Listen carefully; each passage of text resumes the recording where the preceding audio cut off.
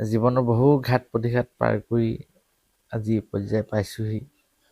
আৰু মই এটা কথা ভাবোঁ, মই নিজৰ সদায় অতীতটো চাই থাকোঁ। আপুনি কথাকেইটা কওঁতে মোৰ চকুপানী ওলাইছে।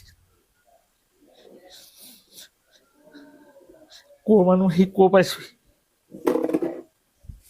আচলতে ডক্টৰ পীতাম্বৰদেৱ গোস্বামী প্ৰভু ঈশ্বৰ এজন সত্ৰাধিকাৰ নহয়, তেখেত এজন প্ৰেমিক, মানুহক ভাল পোৱা এজন তেওঁ প্ৰেমিক।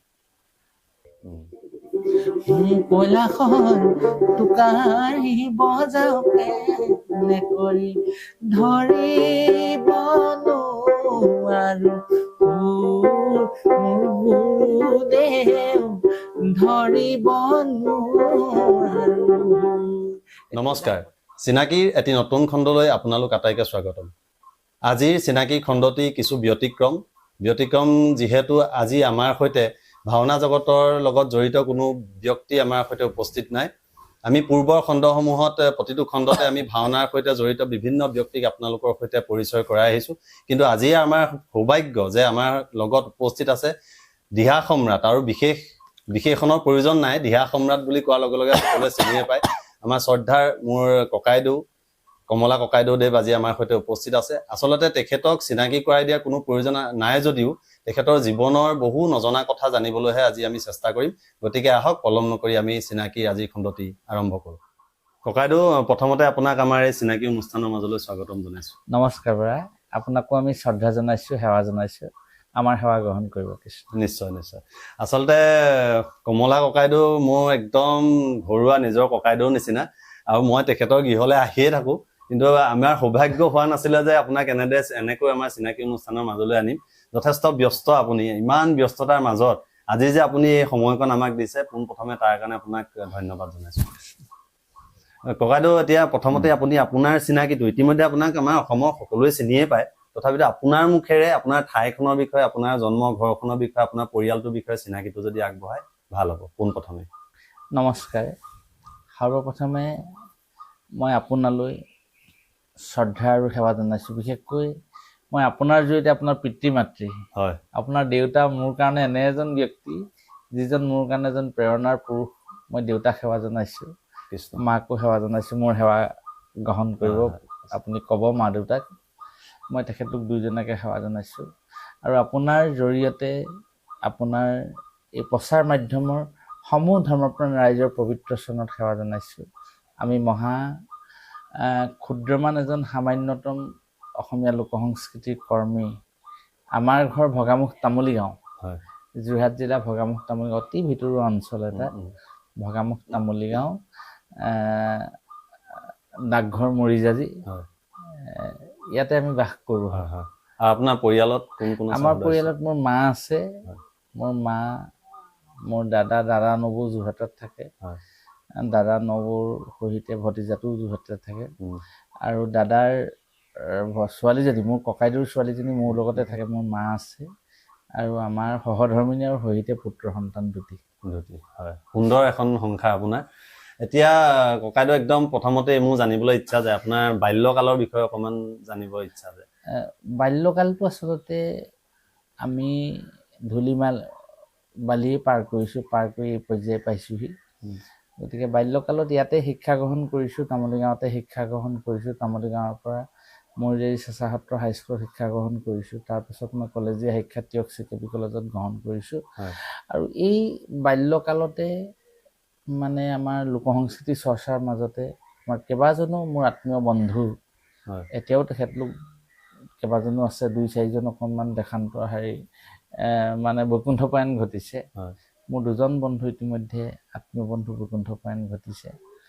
গতিকে তেখেতসকলৰ সৈতে এই দিহানাম চৰ্চাৰ জৰিয়তে আজি এই পৰ্যায় পাইছোঁ। সেয়াই বাল্যকালৰ পৰা এই পৰ্যায় পাইছোঁ। এতিয়া আপোনাৰ দিহানামৰ এই জগতখনলৈ আমি খোজ দিয়াৰ প্ৰথমতে অকণমান যদি কিবা এটা আপুনি যদি প্ৰথমতে আৰম্ভণিতে যদি শুনাই দিয়ে, তেতিয়া নিশ্চয় আমাৰ অনুষ্ঠানটো আৰু সুন্দৰ হ'ব বুলি মানে ভাবোঁ। অকণমান ঠিক আছে, মই প্ৰথম আপোনাক কি বুলি ক'ম নো, আমি সামান্যতম ব্যক্তিয়ে মই দিহানামৰ এটা আভাস সুৰ এটা শুনাই দিছোঁ। এইটো শিৱসাগৰীয় সংগীত আমাৰ শিৱসাগৰ জিলাত ঐতিহ্যমণ্ডিত শিৱসাগৰ জিলা বুলি ক'লে গোটেই উজনি অসমক সাঙুৰিব শিৱসাগৰে। তাৰমানে দিহানামৰ ঘাই শিপাডাল হ'ল শিৱসাগৰ। শিৱসাগৰ বুলি ক'লে আপুনি মই এতিয়া ব্যাখ্যা দিবলৈ নাযাওঁ সময়টো, গতিকে গোটেই শিৱসাগৰতে দিহানামৰ সৃষ্টি। আৰু আমাৰ শিৱসাগৰৰ শিল্পীসকলে যদি আজি 200 বছৰ আগত বা 150 বছৰ আগত যদি চিন্তা কৰিলেহেঁতেন দিহানামক শিৱসাগৰীয় সংগীত কৰিব পাৰিলেহেঁতেন। যেনেধৰণে গোৱালপৰীয় সংগীত হ'ল, কামৰূপী লোকগীত হ'ল, ঠিক তেনেধৰণে দিহানামটোক আমাৰ উজনি অসমৰ শিল্পীসকলে শিৱসাগৰীয় সংগীত কৰিব পাৰিলেহেঁতেন। কিবা তেখেতলোকে নকৰিলে, কিবা এটা স্বৰূপত নকৰিলে। প্ৰতিজন শিল্পী চাগে নাম মাজতে ব্যস্ত, মই নিজে জীৱনতে পাইছো, ব্যস্ত হৈ থাকিলে সেইটো কথা নাভাবিলে আচলতে, নাভাবিলে। গতিকে মই তাৰ কিন্তু প্ৰাচীন গীত এটা মই আপোনাক আভাস এই নামখাই আমাৰ বাধ্যতামূলক দিহানামৰ দ্বিতীয় কীৰ্তন। ভায়া ৰাম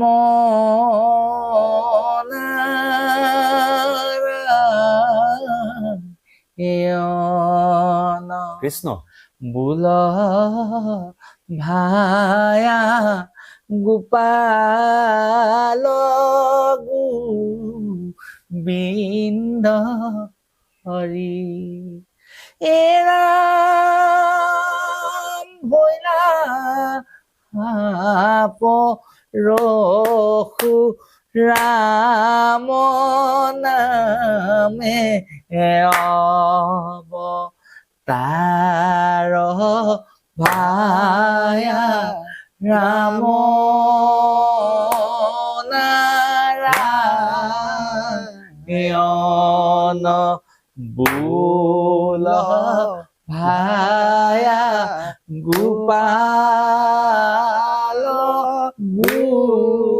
গোবিন্দ হৰি। এ ৰাম ৰাম এ ভায়া ৰাম নাৰায়ণ বোল ভায়া গোপাল গোবিন্দ হৰি হৰি। শ্ৰীৰাম ৰূপে কৌশল্যা তই অৱতৰিয়ে হে নাৰায়ণে হে নাৰায়ণ। বনবাস কপিলা পিতৃৰ বাক্য পালিয়ে হে নাৰায়ণে হে নাৰায়ণ। ঘৰ দুখনক প্ৰভু কৰিলানি জান।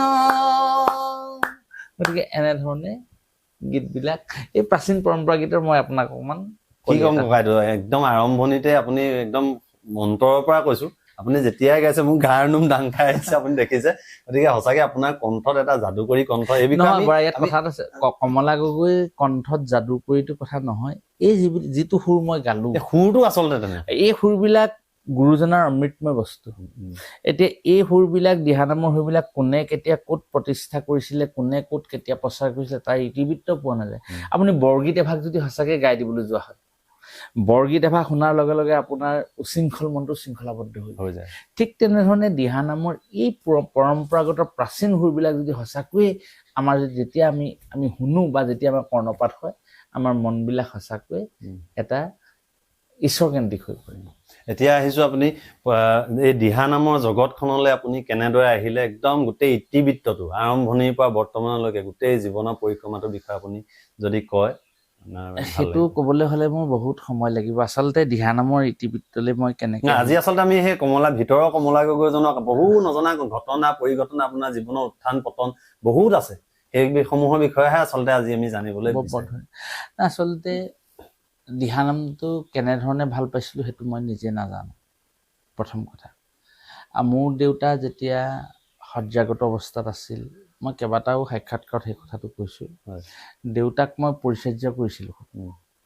মোৰ জীৱনত অত্যন্ত ভাল পোৱা সম্পদে আছিল মোৰ দেউতা। খুব ভাল পাওঁ মই দেউতাক, আৰু দেউতাক নেদেখিলে মই 1 মিনিটো থাকিব নোৱাৰো। এনেকুৱা এটা অৱস্থাত মই দেউতাক ভাল পাইছিলো। আৰু মই যেতিয়া পৰাই জানিছিলো, যেতিয়া পৰাই মই জনা হৈছো, তেতিয়া পৰাই দেউতা অসুখীয়া, দেউতা ৰোগাগ্ৰস্ত। দেউতাই আমাৰ ইয়াত এবাৰ বানপানী হৈছিল, বানপানীৰ পাছতে আমাৰ জ্যেষ্ঠসকলে নামঘৰত নাম গাইছিলে। মই দেউতাক কৈ, দেউতাক মানে পেট বিষাই মই ৰাতি ৰাতি পিটিকি থাকোঁ। গতিকে দেউতাক মই সুধিছিলোঁ তেতিয়া দেউতাক কোনে নাম কি কৰিছে এইবিলাক তই নাম গাবিওতো দেউতাই মোক সেই কথাটো কৈছিলে আৰু মই ভাবোঁ এতিয়া জীৱনত সেইটো হয়তো দেউতাৰ এটা ডাঙৰ আশা আছিলে নেকি কিবা এটা কৰিব দেউতাই মোক এটা আশীৰ্বাদ দি থৈ গ'ল দেউতাই কিন্তু নামো নাজানে ধুতিখনো ভালকৈ পিন্ধিব নাজানিছিলে দেউতা মানে সেই কথাবিলাকে মোক এতিয়া আৱেগিক কৰি তোলে দেউতাৰ এটা ডাঙৰ দেউতাই মোক প্ৰথম এই মই কোনোবাই নাম গাইছিলে আমাৰ অঞ্চলত গাঁৱত নাম গাইছিলে আমাৰ ঘৰলৈ ৰাতি দুপৰনিশা মাতটো ভাহি আহিছিলে মই তেতিয়া দেউতাক সুধিছিলোঁ ৰাতি 3-4 বছৰীয়া 5 বছৰীয়া ল'ৰা এটাই দেউতাক কৰি থাকোঁতে আৰু মোৰ জীৱনৰ এটা ডাঙৰ কথা সেইকাৰণে মই এতিয়া বৰা ডাঙৰ কথাটো হ'ল মাক দেউতাকৰ যদি কেতিয়াবা ল'ৰা ছোৱালীয়ে যদি এই যে কিছুমান কথা ছ'চিয়েল মিডিয়াত দেখিলে খুব দুখ লাগে মই মোৰ মা জীয়াই শেহতীয়াকে এটা আপুনি নিউজত আপুনি দেখিছেনে বা এগৰাকী বৃদ্ধা মাতৃক যে 3গৰাকী জীয়েকে যে ৰাস্তাত যে এৰি থৈ গৈছে আপুনি দেখিছেনে সেইবোৰতো ভাষাই নাই মোৰ নিজৰ মা আছে মই মাক এটা কথাই কওঁ অ' মা দেউতা এনেকে থাকে মই মাক তই বুলি কওঁ দেই অ' মা তই আমুকটোহে তই কিবা অসুবিধা পাইছ নি তই কিবা পালে মোক মায়ে মোকো মই নাই পোৱা আৰু মই সদায় এটা কথা ভাবি থাকোঁ দেউতা যেতিয়া নাই মই জীৱনত কাকো সুখী কৰিব নোৱাৰিলোঁ যদি মাক কিঞ্চিত এতিয়া মা বৃদ্ধ হ'ল মা লোভীয়া হ'ল মা আমুক হ'ল গতিকে সেইকাৰণে মাক কিঞ্চিত যদি অকণমান কিবা মোৰ সেই কথাটোৱে মানে বৰ মানে মই কি দুদিনমান অৱস্থাত থাকোঁ মায়ে অসুবিধা পাইছে নেকি মায়ে মই কেনে ঘৰত মই মায়ে বাৰে বাৰে মই মাইকী মানুহক কৈ থাকোঁ মাক বাৰে বাৰে চাবা দি মা আমুকটোহে তামুকটোহে আৰু মই মানুহগৰাকীক কওঁ তোমাৰ যিমানেই জীৱনৰ সমস্ত ব্ৰত তুমি মোৰ মাক তুমি সেৱা কৰি থাকিবা ল'ৰা হালে যেতিয়া তোমাক দেখিব নহয় তেতিয়া ভাবিব যে আমাৰ জীৱনৰ দেখোন আচল লক্ষ্য পিতৃ মাতৃ সেৱাহে যে তুমিও কষ্টত নোপোৱা বাৰু সেইটো বেলেগ কথা ঠিক তেনেধৰণে সেই পৰ্যায়ৰ পৰা আহি দিহানাম অনুষ্ঠানৰ পৰা আহি ইঘৰে সিঘৰে দিহানাম গাই ৰাইজৰ মৰম মই দিহানাম জগতত বহুকেইজন স্বনামধন্য শিল্পীৰ সান্নিধ্য পালোঁ যিসকল শিল্পী মোৰ কাৰণে পিতৃসম মোৰ কাৰণে গুৰুসম কেইজনমান শিল্পীৰ হৃদয়ত মই এতিয়াও পূজা কৰোঁ বিপুল মহন্ত প্ৰভুৱে মোক মুখত ভাত দিয়া মানুহ বদনমলীয়া ছাৰ লক্ষেশ্বৰ কলিতা ছাৰ আমাৰ ৰেডিঅ'ৰ শিল্পী এই দুগেশ্বৰ শইকীয়া ছাৰ ইতিমধ্যে মৃত সোমেশ্বৰ গগৈ ছাৰ স্বচ্ছয় গতিকে এই ধলীন গগৈ ছাৰ এইসকল মানুহে মানে মোক দিহানাম জগতত একদম নিজে এজনী হাঁহে যেনেধৰণে নিজৰ কণীকেইটা খুব মেৰামেতি কৰি আলফুলে উমনি দি পানি যেনেধৰণে পোৱালি ওলোৱাৰ প্ৰচেষ্টা কৰে এইসকল শিল্পীয়ে তেনেধৰণে মোক বৰ মৰমেৰে জীৱনটো চলাই আজি এই পৰ্যায় পোৱালেহি আৰু এনেধৰণে ৰাইজৰ মাজত চলি আছে একদম প্ৰথম আৰম্ভণি আপুনি ক'ত কৰিছিল আপোনাৰ নিশ্চয় মনত আছে প্ৰথম দিহানাম আপুনি ক'ত প্ৰথম দিহানাম মানে আমি এনেধৰণে চন্দ্ৰকীৰ্তন গাবলৈ যেতিয়া গাই ফুৰিছিলোঁ মোৰ জীৱনত প্ৰথম নিমন্ত্ৰণী প্ৰথম নামখাৰী মই এজন বিশিষ্ট শিক্ষাবিদে নিমন্ত্ৰণ কৰি নিছিলোঁ আমাৰ জাজি হেমনাথ শৰ্মা মহাবিদ্যালয়ৰ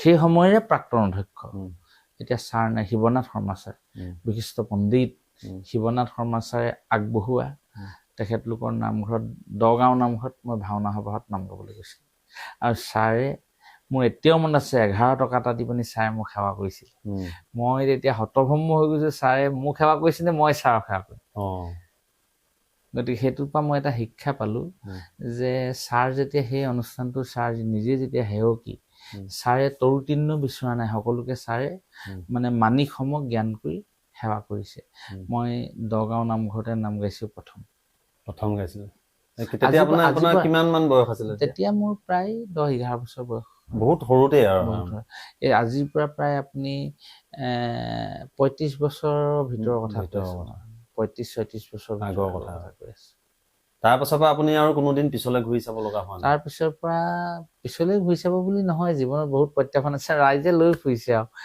ফুৰিছে এনেকে চলি আছো কথা হয় তাৰপিছতে আপুনি নিজাববীয়াকৈ এতিয়াতো আপোনাৰ এটা আধ্যাত্মিক শিল্পী সমাজ নিশ্চয় আপোনাৰ দলটোৰ নাম আধ্যাত্মিক শিল্পী সমাজ কোন চনত আপুনি প্ৰতিষ্ঠা কৰিছিল আমি সদৌ অসম আধ্যাত্মিক শিল্পী সমাজৰ মই যেতিয়া এককভাৱে নাম গাবলৈ সুবিধা পাইছিলোঁ সুবিধা পাই মই প্ৰথমতেই এককভাৱে নাম গোৱাৰ আগে আমাৰ শিল্পীসকলক একত্ৰিত কৰি 1994 চনত মানে দিহানামৰ এটা অনুষ্ঠান গঠন কৰাৰ প্ৰয়াস কৰিছিল দিহানাম শিল্পী দল তামুলী গাঁও উম, এনেধৰণে গঠন কৰি তেনেধৰণে চলিলে উম, আৰু তাৰ পাছত মই আধ্যাত্মিক শব্দটোৰ মাদকতাটো যেতিয়া মই ভাৱাৰ্থটো আধ্যাত্মিক মানে হৈছে কি দেহ মন অৰ্পণ কৰি কৃষ্ণচৰণত অৰ্পণ কৰা এটা উম, ব্যৱস্থা উম। সেইকাৰণে মই আধ্যাত্মিক সংগীত নামাকৰণ কৰি উম। মানে মই 2000 চনতে এই শিল্পী সমাজখন গঠন কৰিছোঁ। আৰু এতিয়া আপোনাৰ লগত যিসকল শিল্পীক আমি সংগত কৰি থকা দেখা পাওঁ তেওঁলোকতো তেতিয়াৰ পৰা আছে নে তেওঁলোকতো শেহতীয়াকে আহিছিল তেখেতসকল প্ৰায় 2007-08 চন মানৰ পৰা আহিছে আৰু তেতিয়াৰ পৰা 7 চন মানৰ পৰা থকা শিল্পী কেইবাজনো আমাৰ লগত এতিয়ালৈকে আছে আৰু এতিয়া মই ভাবিছো যে তেখেতলোক জীৱন যাত্ৰাত হয়তো থাকিয়ে যাব হয়তো আপোনাৰ লগত থাকি যাব হয় আপুনি তেখেতলোকৰ যদি নাম পৰিচয়টো অকমান দি দিয়ে কোন আছে আপোনাৰ এতিয়া মোৰ লগত আছে আমাৰ চিন্ময় বৰুৱা বাঁহী বাদক হয় দীপেন বৰুৱা খোল বাদক হয় দধি দাস নেগেৰা বাদক আৰু আজিকালি এনেকুৱা হৈছে দধি এতিয়া দুলীয়াজান ক্লাবত তেওঁ এজন প্ৰশিক্ষক দধিৰ ব্যস্ততাৰ কাৰণে দধি এজন তেওঁ ছাত্ৰ এজন মোক দি থৈ গৈছে চিন্ময় বৰুৱা বিভিন্ন ক্ষেত্ৰত সি জড়িত এটা বিহু আমুক এনেকুৱা চিন্ময়ে শিকোৱা ল'ৰা মোক দি থৈ গৈছে গতিকে এনেকুৱা কেতিয়াবা চিন্ময় বা দধি অনুপস্থিত হৈ থাকে গতিকে কিন্তু তেওঁলোকৰ প্ৰেৰণা সহানুভূতি সদায় আছে আৰু আগলৈও থাকিব এতিয়া আমাৰ সুমিত শইকীয়া ৰাজীৱ বৰুৱা দীপ গগৈ সমীৰণ শইকীয়া নিপন গগৈ প্ৰহ্লাদ গগৈ প্ৰণৱ গগৈ আমাৰ কি কয় মুকুতা বৰা এইবিলাক শিল্পী মানে আপুনি কিমানৰ নাম ল'ম গোটেই শিল্পীসকলে আমাৰ অনুষ্ঠানটো সজীৱ কৰি ধৰি ৰাখিছে আৰু তেখেতলোকৰ মাজত মই মানে এজন নিমিত্তহে আৰু মোৰ জীৱনৰ এটা মই ডাঙৰ কেতিয়াবা ভাবোঁ মই আচলতে এইটো ভগৱন্তৰ মানে এটা মানে কি কয় কৃপা তেওঁলোকে মোক আপুনি কি বুলি কওঁ যেনেধৰণে মানুহে বায়েকৰ হ'লে ভায়েকে যদি গাখীৰৰ ঘৰত এটা লৈ যায় কিমান আলফুলে নিয়ে 4টা ডিম 4টা কণী যদি এজন বেপাৰীয়ে যদি বজাৰত বেচিবলৈ নিয়ে কিমান আলফুলে নিয়ে আৰু মোৰ জীৱন যাত্ৰাত মোৰ সহযোগী শিল্পীসকলে মোক তেনেধৰণে লৈ ফুৰিছে হয় এতিয়া আপুনি আধ্যাত্মিক শিল্পী সমাজৰ হৈ পেলাই আপুনি বিভিন্ন ঠাইত বিভিন্ন সময়ত অনুষ্ঠান কৰি আছে তাৰ মাজতে কিন্তু আপুনি গীত ৰচনা একদম সাংঘাতিক ধৰণে আপুনি ব্যস্ত হৈ আছে গীত ৰচনা কৰাত বিভিন্ন অসমৰ প্ৰখ্যাত শিল্পী আপোনাৰ গীতত কণ্ঠ নিগৰাইছে আপুনি প্ৰথম গীত কেতিয়া ৰচনা কৰিছিলে প্ৰথম গীত ৰচনা কৰা মানে এনেকুৱা হ'ল আছিলে গীত ৰচনা কৰাটো মোৰ হবি বুলিও মই ক'ব নোৱাৰোঁ মোৰ এটা ইচ্ছা বুলিও ক'ব নোৱাৰোঁ মই এইটো আপোনাক একো বুলিয়ে ক'ব নোৱাৰোঁ মোৰ এটা লিখাৰ মোৰ এটা মনৰ কিছুমান হৃদয়ত থকা আলোড়িত শব্দ সেই শব্দবিলাকক কেতিয়াবা ভাষাৰে ৰূপ দিবলৈ বিচাৰোঁ মই প্ৰথমতে 1995 চনত এখন কিতাপ লিখিছিলোঁ সেই কিতাপখনত আপুনি এতিয়া সৈয়দ আব্দুল মালিক ছাৰ চাইছিলে মোৰ এটা জীৱনৰ ডাঙৰ সৌভাগ্য সৈয়দ আব্দুল মালিক ছাৰৰ হাতৰ আখৰ মোৰ ওচৰত আছে মানে কি কয় মই সংৰক্ষণ কৰি থৈছোঁ যতীন্দ্ৰনাথ গোস্বামী ছাৰ বীৰেন বৰকটকী ছাৰ অসম সাহিত্য সভাৰ প্ৰাক্তন সভাপতি হিতেশ ডেকা ছাৰ এইবিলাক মহান মহান শিল্পীৰ সান্নিধ্য লাভ কৰিছিলোঁ doctor Ramcharan Thakuria sir doctor Kulendu Pathak sir doctor Dinesh Baishya sir বিবোৰ কলেজৰ পৰা আজি অলপতে অৱসৰ গ্ৰহণ কৰিছে কুলেন্দু পাঠক ছাৰ উপাচাৰ্য হৈ ডিব্ৰুগড় ইউনিভাৰ্চিটিৰ পৰা অৱসৰ গ্ৰহণ কৰিছে মই 1995 চনত যেতিয়া কিতাপখন লিখিছিলোঁ কিতাপখন লিখোঁতেই তাৰমানে মোৰ যিখিনি মনৰ যিখিনি ভাৱ মই কবিতা হিচাপে প্ৰকাশ কৰিবলৈ লৈছিলোঁ আৰু তেতিয়া যোৰহাটৰ এজন মই দেৱতা সদৃশ ব্যক্তিক লগ পাইছিলোঁ AK শাসন যোৰহাট জিলাৰ উপায়ুক্ত অনিল কুমাৰ শাসন ছাৰে মোক গোটেইখিনি সুবিধা কৰি দিছিলে আৰু তেতিয়া আপোনালোকৰ শিৱসাগৰ জিলাৰ উপায়ুক্ত আছিলে মনীন্দ্ৰ সিং এতিয়া অসম চৰকাৰৰ অতিৰিক্ত মুখ্য সচিব মনীন্দ্ৰ সিং M সিং মনীন্দ্ৰ সিং ছাৰ তেতিয়া DC আছিলে শিৱসাগৰ 95ত আৰু এতিয়া অসম চৰকাৰৰ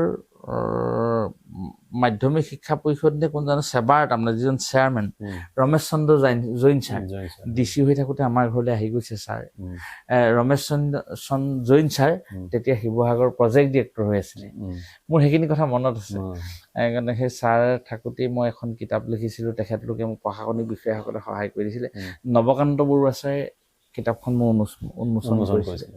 কৰিছিলে আৰু তেতিয়াৰ পৰা এটা লিখাৰ প্ৰয়াস আছিলে। তেতিয়াৰ পৰা গীত মাত লিখিছিলোঁ, কবিতা লিখিবলৈ যত্ন কৰিছিলোঁ বা ডাঙৰ ডাঙৰ মানুহবিলাকে যেতিয়া কথাবিলাক কয় সেই কথাবিলাকে মোৰ কাৰণে সাধু কথা। আপুনি যিখন কিতাপৰ কথা ক'লে দিহানামৰ নহয়, দিহানামৰ নহয়, 1995 চনত মই এখন কবিতাৰ পুথি আছে, এমুঠি কবিতা।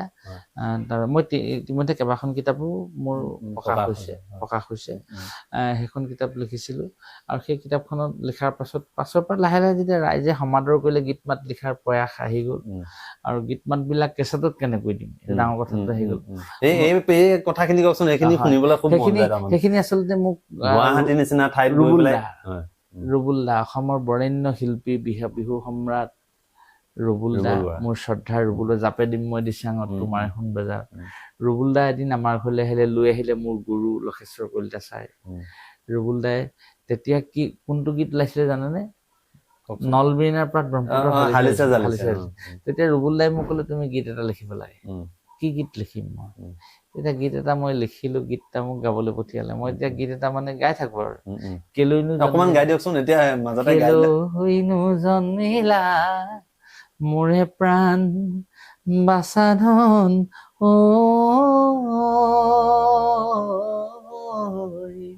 শুনিলে কংসই মাৰে হাই মোৰ হৰি হৰি পলুৱাই ৰাখিম কাৰ ঘৰে। এই গীতটো তেতিয়া টোকাইতে বজাই গাই থাকো আৰু ৰুবুল দাই সেইটো শুনিলে মোক খুব ধুনীয়া গীত। ৰুবুল দাই নি পানি মোক চিম্ফনী প্ৰডাকশ্যনত গোৱালৈকে 99 চনত। তাৰপিছত আপুনি গাইছিলে? প্ৰথম সেইটো মই গাইছো। তাৰপিছত মোক আৰু এটা গীত তেতিয়া গোৱালে জ্যোতিত দাই গাইছে, আমাৰ জ্যোতি হাজৰিকা জ্যোতিত দাই গাইছে। আৰু এটা গীত তেতিয়া মোক গোৱালে বিপুল চেতিয়া ফুকনৰ লগত। টোকাইখন আপোনাৰ কাষতে আছে, আপুনি যদি লৈ লয় অতি সোণত সুৱগা চৰিব। কৃষ্ণ।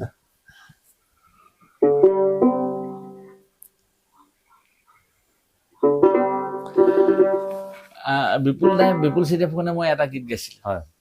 হে ৰাম ৰাম মানহ বিজি বন লাগি মাতৃৰ গৰ্ভে হৈলা স্থিতি দিয়া মানৱী জনম হে মধুসূদন তোৱা পাৱে কৰিলো বন্দন। এনেকে বুলি এটা গীত গাইছিলো প্ৰায় 2000 চন মানতে। 2000 চনতে কেছেটত গাইছিলো। ৰুবুল দাই পৰিচালনা কৰিছে। তেনেধৰণে সেইসকল শিল্পীৰ সান্নিধ্য পাই এই গীতবিলাক তেতিয়াৰ পৰা লাহে লাহে গীত। তাৰপিছত আৰু ৰুবুল দাই মোক ক'লে তই গীত এটা লিখিব লাগে, তুমি আমুকটো গীত লিখিব লাগে, তুমি গীতবিলাক বনাইছা নাই, চাওঁ এইবাৰ কি বনালা, চাওঁ মোক গীত লিখিবা দেই, গীত ধুনীয়া ধুনীয়া কৰিবা। একদম ৰুবুল দাই মোক মানে এনেকুৱা নিচিনা মাকে যেনেধৰণে পুতেকৰ পৰীক্ষা বহীখন চাই থাকে, ৰুবুল দাই মোক তেনেধৰণে চাবলৈ ধৰিলে, তুমি গীত লিখা। আৰু তেতিয়াৰ পৰাই মই 2000 চনতে আমি লিখা, মই বুলি ক'ব নাপাই আছিলে, মই লিখা গীত মানে জুবিন দাই গাইছে। সেইটো সুধিম বুলি আছিলে, জুবিন গাৰ্গদেৱে প্ৰথম কোনটো গীত গাইছিলে আপোনাৰ? জুবিন দাই গাইছে। তাৰপিছত আমাৰ কি কয় কি বুলি কয় কৃষ্ণমণি আছে গাইছে, কৃষ্ণদাই গাইছে, কৃষ্ণমণি চুতীয়াই গাইছে। এইখিনি গোটেই জুবিন দাই গোৱা আপোনাৰ জুবিন দাই গোৱা প্ৰথম গীতটো আছিলে মোৰ। সেই গীতটো কিন্তু বাণীবদ্ধ হ'ল কিবা এটা কথাত, গীতটো সেই সময়ত ৰিলিজ নহ'ল। বহুখিনি টেকনিকেল প্ৰব্লেম থাকে, কিবা কিবি হেৰি থাকে। তেতিয়া বুবুদাৰ ষ্টুডিঅ'ত, যোৰহাটৰ অডিঅ'বল ষ্টুডিঅ'তে মানে 2001 চনত ৰুবুল দাই গাইছিলে। জুবিন দাই মোৰ এটা গীত এটা, মই সেই গীতটোৰ কথা ধুনীয়াকৈ আপোনাক পাছত ক'ম। গতিকে সেই গীতটো বাণীবদ্ধ হ'ল, কিন্তু গীতটো ৰিলিজ নহ'ল গীতটো। তাৰ পৰৱৰ্তী সময়ত বহুখিনি গীত মোৰ তেখেতলোকে গাইছে, জুবিন দাই গাইছে বা বেলেগে গাইছে, আপুনি জানেই বহুখিনি গীত গাইছে। কিন্তু সেই যিটো প্ৰথম গীত জুবিন দাই গাইছিলে, কিবা এটা কথাত তাৰমানে সৰুবৰ মাজে পৰি কান্দিছে গজপতি বুলি মই এটা গীত কৈছিলো, আৰু সেই গীতটো 3বাৰমান ৰেকৰ্ডিং কৰা হ'ল জুবিন দাই গোৱাৰ পাছত। বেলেগ কণ্ঠ শিল্পী, বেলেগ কণ্ঠ। তেনেকুৱাকে গীতবিলাক থাকি কিছুমান বস্তু এনেকুৱা হৈ গ'ল। গতিকে তেনেধৰণে জুবিন দাৰ সান্নিধ্য আমি লাভ কৰিছিলো। কৃষ্ণদাই গালে, কোনোবাই কৃষ্ণমণি চুতীয়াই গালে, বিপুল চেতিয়া ফুকনে গালে, জিতুল দাই গালে, জিতুল সোণোৱাল, অনুপম শইকীয়া, এনেধৰণে শিল্পীসকলে গালে। এনে আপোনাৰ মতে আপোনাৰ আটাইতকে মানে প্ৰথম মানে হিট হোৱা গান আপোনাৰ মতে কোনটো আছিলে? খুব হিট যিটো বুলি মানে হিট বুলি সেইভাগে এতিয়া মই কৈ দিব নোৱাৰো। তথাপিতো ৰাইজে যিটো মানে বহুত বেছি আঁকোৱালি লৈছিলে আপোনাৰ মই মনত লিখা আছে? নে মই আপুনি গোৱা? লিখা বৈজয়ন্তী মেলা। বৈজয়ন্তী মেলা সোণ প্ৰডাকশ্যনৰ আছিলে নেকি? মই নিজে কিনিছিলো কেছেটটো। মই কিনিছিলো। বৈজয়ন্তী মেলা এই সোণ প্ৰডাকশ্যনৰ সৈতে কেনেকে জড়িত হৈছিলে এইটো সোণ প্ৰডাকশ্যন তেতিয়া মই গীত গাইছিলো। আমাৰ জ্যোতিৰ্দা মানে বৰ জ্ঞান পিপাসু আছিলে। জ্যোতিৰ্দাই খুব ধুনীয়া গীত গায় নহয়। আমাৰ নতুন প্ৰজন্মৰ শিল্পীসকলৰ কাৰণে এটা বৰ ডাঙৰ দুৰ্ভাগ্য থাকি গ'ল। মই দুজন শিল্পী হেৰুৱালো। আজি সংস্কৃতি জগতৰ এজন মই সামান্য কৰ্মী হিচাপে দুজন ব্যক্তিক যদি মই অসমবাসী নতুন প্ৰজন্মক যদি লগাই দিব পাৰিলোহেঁতেন, মই হয়তো মৰিও শান্তি পালো। এজন ব্যক্তি হ'ল বিপুল চিতিয়া ফুকন, ক্ষমা কৰিব, বিপুল মহন্ত নাম প্ৰসংগৰ অদ্বিতীয়, আৰু দ্বিতীয়জন তোমাৰ দিহানাম টোকাই গীতৰ সম্ৰাট জ্যোতিৰ্দাক যদি অকণমান নতুন প্ৰজন্মই পোৱাকে অলপ দিন লাগিছিল, ভগৱন্তই যদি আৰু 10 বছৰমান যদি তেখেতলোকক দিলেহেঁতেন, আমি সংস্কৃতি বহুত দূৰ লৈ যাব পাৰিলো। জ্যোতিৰ্দাই মোক গোটেই গীতবিলাকৰ কথা কয়, কমলা তুমি আমুকটো কৰিবা, কমলা তুমি তামুকটো কৰিবা, আৰু কমলা তুমি আমুকটো। জ্যোতিৰ্দাই যিটো কথা কয় ন, মোলৈ ফোন কৰে, হেল্ল' কমলা, দাদা কওঁ, সেই শব্দটোতে আপোনাৰ টিউন এটা ওলাই কথাই মানে শুৱলা। মই কলো নহয়, মোৰ তেতিয়া ভাবো দেই, লক্ষ্মীনাথ বেজবৰুৱা যদি থাকিলেহেঁতেন নহয়, হয়তো জ্যোতিৰ্দাহেঁতি একেই হ'লহেঁতেন। ৰসৰাজ লক্ষ্মীনাথ বেজবৰুৱা আৰু ৰসসুৰ আমাৰ জ্যোতিৰ্দা। গতিকে জ্যোতিৰ্দাৰ দৰে ব্যক্তি এইবোৰ আচলতে কিবা এটা ভগৱন্তই ভাল সম্পত্তিবিলাক নাৰাখে। জ্যোতিৰ্দাৰ জৰিয়তে বহু গীত কৰিছিলো। জ্যোতিৰ্দাই মোৰ প্ৰথম মোক গীত লিখিবলৈ কয় আৰু জ্যোতিৰ্দাই গীতবিলাক গাব আৰু মোক সুৰটো কৰি দিব। তেখেতে গোৱা বহু প্ৰায়বোৰ গীতে মই শুনিছো, আৰু প্ৰায়বোৰ গীতে খুব অতি জনপ্ৰিয়। বৰ্তমান সময়তো সেইবিলাক গীতে বাজি থাকে। আপুনি লিখা তেওঁ গোৱা এটা গীত প্ৰথম গীত ৰাম নাম সুমধুৰ হৰি নাম মধুৰ, ৰাম নাম সুমধুৰ হৰি নাম মধুৰ, এনেধৰণে প্ৰথম এটা গীত গাইছে। তাৰপিছত আপুনি মোৰ হে বাটচৰা এই মাত্ৰ মোৰ মনলৈ আহিছে, আপোনাৰ ককাই ভাই সম্পৰ্ক আছে যিহেতু, সেইকাৰণে হয়তো কথাবোৰ মিলি গৈছে নেকি। মই যেতিয়া ক'লে যে বাটচৰা গীতটো, মোক ক'লে তই নোৱাৰ গাব, মই গাম গীতটো। মই সুধিম বুলি আছিলো যে বাটচৰা, মই সেইটো চিডি কেছেট আছিলে, মই কিনিছিলো। বাটচৰা গীতটো লিখিছো, যেতিয়া মোক কোনো প্ৰকাৰে গাবলৈ, মই গাম গীত। নামঘৰ লিখিছো, নামঘৰ লিখিবলৈ কৈছে, আৰু মোক কয় নামঘৰলৈ সোমাই হওঁতে কি পায় প্ৰথমতে, বোলো বাটচৰা পায়। বাটচৰা পাত গীত এটা লিখা, মই গীতটো গামেই, মোক নিদিয়া গাবলৈ, তেওঁ গাবই। তাৰপিছতে নামঘৰৰ ওপৰত গীত হে নামঘৰ নামঘৰ অসমীয়া জাতি আমি এই পৰিচয়, এই গীতবিলাক যেতিয়া কৰিলো, জ্যোতিৰ্দাই একদম সন্তুষ্টি হাঁহি মাৰি, জ্যোতিৰ্দাই মোক গগা মাৰি ধৰিব, চুমা খাব, তই মোৰ সোণ, তই মোৰ দেহা, তই আমুকটো কৰিলি তামুকটো কৰিলি, জ্যোতিৰ্দাই একদম প্ৰাণ ঢালি গাব। সেইবিলাক গীত তেনেধৰণে ওলাই গৈছে। গতিকে আৰু জীৱনৰ বহু গীত গাইছে। মোৰ জীৱনৰ, মানুহৰ জীৱনক লৈ কিছুমান গীত গাই লিখিছিলো। পিতা পুত্ৰই লাগিব ৰণ এই কলিযুগত, সেই গীতটো মই এতিয়া নতুন স্ক্ৰিপ্টটো বিচাৰি আছো। মই গীতটো কেনেধৰণে লিখিছিলো, মোৰ ওচৰত অৰিজিনেল স্ক্ৰিপ্টটো নাই। মই নতুন মানে সাম্প্ৰতিক সময়ত এই মানুহৰ মাজত যে সংঘাত সৃষ্টি হৈছে, তাৰ ওপৰত এটা গীত কৰিছিলো। সেই গীতটো মোক জ্যোতিৰ্দাই দিছিলে কৰিবলৈ, এনেকুৱা এটা গীত তুমি কৰিবাচোন। পিতা পুত্ৰই লাগিব ৰণ এই কলিযুগত, ভাতৃ ভগ্নীৰ হৈব ৰমন এই কলিযুগত, দাদা দি মানে ভাতৃৰ লগত ভগ্নীৰ যিটো এই কথাবিলাকৰ ওপৰত আমি এটা গীত কৰিছিলো। গতিকে সেই গীতবিলাক মোৰ মানে বহু হেৰাই গ'ল। মানে আপুনি মোৰ ঘৰখন পৰিৱেশটো দেখিছে নে, মোৰ ক'ৰবাত থাকি গ'ল, কিবা থাকি গ'ল, মই সংৰক্ষণ। মই এইখিনিতে কথা কৈছো, আপোনালোকে আমাৰ পিছফালে দেখিছে বতাহ বাহন, এইখিনিয়ে অকল নহয় দেই। মই ভিডিঅ'টোৰ পিছত মই লগাই দিম, আৰু ক'ত কিমান কেনেকে থৈছে, মানে থবলৈ জেগা নাই। মানে এখন বেৰ খালী নাই, য'ত মানে ককাইদেউ পোৱা মানে সম্বৰ্ধনা পত্ৰ হওক বা এনেকুৱা মেডেলেই হওক, ট্ৰফিয়ে হওক, থবলৈ মানে শৰাই থবৰ কাৰণে এটা ৰুমত সম্পূৰ্ণ এখন বিচনা শৰাই ভৰ্তি হৈ আছে। মই আপোনাক দেখুৱাম বাৰু। গতিকে ককাইদেউ আপুনি অকমান আৱেগিক হৈছে নিচিনা অনুভৱো হৈছে, আৰু যথেষ্ট আপুনি আচলতে কি ক'ম, মোৰ আচলতে এইটো মুহূৰ্তত শব্দ হেৰাই গৈছে।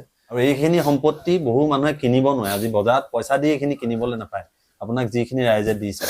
গতিকে কমলা গগৈ হোৱাত ৰাইজে যথেষ্টখিনি আপোনাক মৰম কৰিছে, শ্ৰদ্ধা কৰিছে, আপোনাক আশীৰ্বাদ দিছে। ভগৱন্তৰ কাম যিহেতু আপুনি কৰিছে, এটা দুৰ্ঘটনাত আপুনি পতিত হৈছিলে, সেই অভিজ্ঞতাখিনিৰ বিষয়েও আপুনি অকণমান যদি কয়, মোৰ জানিবলৈ ইচ্ছা যায়। আপোনাৰ সেই সময়তো আপোনাৰ এটা দুৰ্যোগৰ সময় আপোনাৰ জীৱনত পাৰ হৈ গৈছে, আপুনি যমৰ দুৱাৰদলিৰ পৰাই আপুনি হয়তো ঘূৰি আহিছে। হয়, সেইটোৱে কথা। জীৱনৰ বহু ঘাট প্ৰতিঘাত পাৰ কৰি আজি পৰ্যায় পাইছোহি। আৰু মই এটা কথা ভাবোঁ, মই নিজৰ সদায় অতীতটো চাই থাকোঁ। আপুনি কথাকেইটা কওঁতে মোৰ চকুপানী ওলাইছে। ক'ৰ মানুহ সি ক'ৰ পাইছোহি।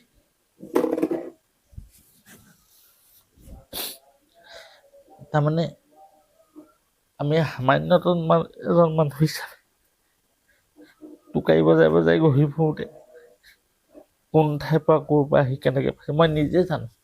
মোক আজি বহুতে দেখিছে, কমলা গগৈ আমুকত নাম গাবলৈ গৈছে, তামুকত আমুক গৈছে। এই পৰ্যায় পাবলৈ যাওঁতে কিমান অৱস্থা পাই পিনি সিটো পৰ্যায় পাইছোঁহি, সেইটো একমাত্ৰ ভগৱন্তই কৈছে, ৰাইজে কৈছে। আৰু মোৰ এটা দৃঢ় বিশ্বাস, মই এটা ডাঙৰ দুৰ্ঘটনাগ্ৰস্ত হৈছোঁ। এবাৰেই নহয়, মই 3বাৰমান দুৰ্ঘটনাত পতিত হৈছোঁ। এবাৰ হওঁতেতো আপোনালোকে মোক ধৰি দাঙি কুটি আৰু আপোনালোকে পইচা পাতি তুলি বচাই আনিছে, আৰু সেইখন সমাজে মোক লৈ ফুৰিছে। আৰু সেই সমাজখনে যেতিয়া নাম গাবলৈ যাওঁতে মৰম কৰে, মই সঁচাকৈয়ে এনেকুৱা নিচিনা ভাবোঁ যে মই সেইখন সমাজক ঋণ জীৱনৰ ঘূৰাব পাৰিম নাই, সেইটোৱে আচল কথা। আপুনি আচলতে এতিয়া আপুনি অকল আপোনাৰ ঘৰখনৰ ব্যক্তি হৈ থকা নাই, আপুনি আচলতে এতিয়া গোটেই অসমখনৰ এটা সম্পদ বুলিয়ে মই কওঁ। আপুনি নিজৰ ব্যক্তিগত মানুহ এজন হৈ থকা নাই, আপুনি এটা এতিয়া অনুষ্ঠান বুলি আমি ক'বলৈ বিচাৰোঁ। এটা অনুষ্ঠানত আজি আপুনি পৰ্যবেক্ষিত হৈছে, আপোনাৰ ওপৰত আচলতে ৰিচাৰ্চ হ'ব পাৰে বুলি মই কওঁ। মই যিমান দূৰ দেখিছোঁ, এতিয়া আপোনাৰ ওপৰত এটা গৱেষণাও কৰিব পাৰে মানুহে। দিহানামৰ ওপৰত মানুহে গৱেষণা কৰিছে, কোনোবাই যদি ইচ্ছা কৰে কমলা গগৈ জীৱনৰ ওপৰতো কিন্তু গৱেষণা কৰিব পৰা ধৰণৰ সমল কিন্তু আছে বুলি মই ভাবোঁ।